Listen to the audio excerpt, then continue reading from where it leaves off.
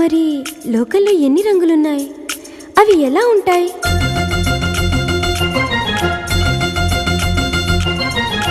బుగ్గ మీద వెచ్చని సిగ్గు వచ్చినప్పుడు దానిని అడుగు, ఎర్రదనం అంటే చెబుతుంది. పెదవి కొమ్మ పూసిన పువ్వు అందమైన నీ చిరునవ్వు, తెల్ల రంగు అట్టా ఉంటుంది. నీలో నిలువున పులకలు రేగిన వేళ నువ్వే పచ్చని పైరువు అవుతావమ్మా. దిగులు రంగే నలుపు అనుకో, ప్రేమ పొంగే పసుపు అనుకో.